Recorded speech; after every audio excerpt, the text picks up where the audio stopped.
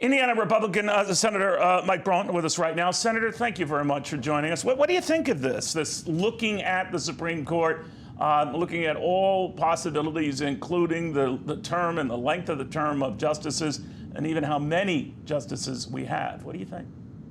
Well, we just heard a bonehead idea. RBG said 9's a good number. Even current Justice Breyer basically saying the same. But to me, Neil, this is emblematic of Democrats being faster-footed than we generally are as conservatives and seizing the moment. Rahm Emanuel never let a crisis go to waste. Federal government is their gig, and when they're in power, they're going to run with it. So I think this commission is probably pressure from Biden's left flank, number one, if he has any memory of calling it a bonehead idea when he did do that. So, and I think it's also going to give us a good reading on what to expect on other issues. They're going to test the waters. They are going to seize the moment. And I think H.R. 1, actually federalizing election law, will be the first test of whether they're going to breach the filibuster. And then many other things could cascade after that if they do what they normally do. Seize the moment. And then they also understand that for us to ever undo it, we got to control both chambers and get the presidency.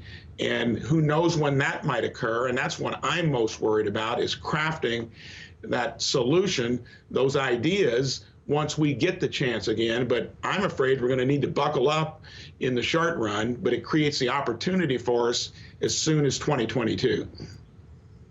You know, there's another argument, Senator, that this commission idea is just cover for the president to say, all right, well, I had this group look into it.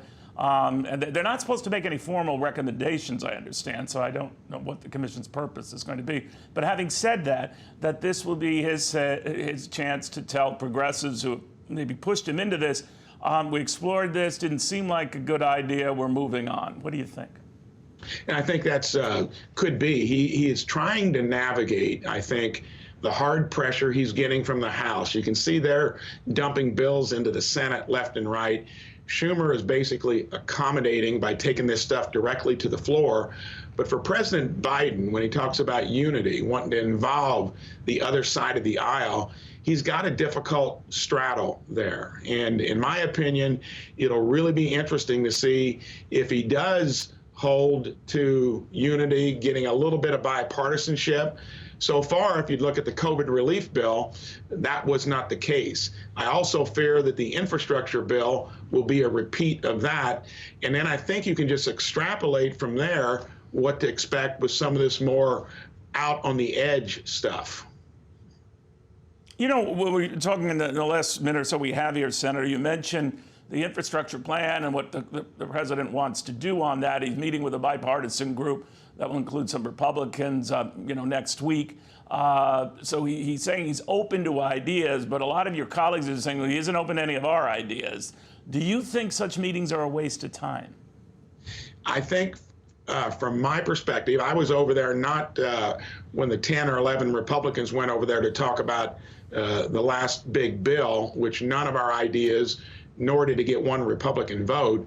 I was over there for a supply chain. And I think a lot of that, I'm starting to get the feel that is for show, and that they're going to plow forward and do it in a way that is mostly going to suit their needs. And my fear is that when you flood the market, the political market, with all this government largesse through the COVID relief bill, which was barely that because it was mostly about other stuff. Infrastructure, I traveled the state the last 2 weeks getting input from legislators, people around my state of Indiana. And of course, they love all the money that's falling from the federal tree, but they know that doesn't make sense midterm and long term. But I think it's just part of a calculation that they smoke screen us with that and then start to dump some of the stuff that would necessitate breaching the filibuster.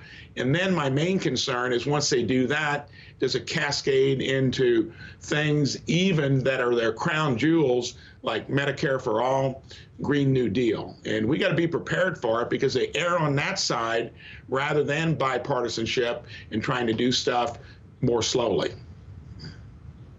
We shall see. Senator, good seeing you again on this Saturday. Have a wonderful weekend. Senator Mike Braun of the beautiful state of Indiana.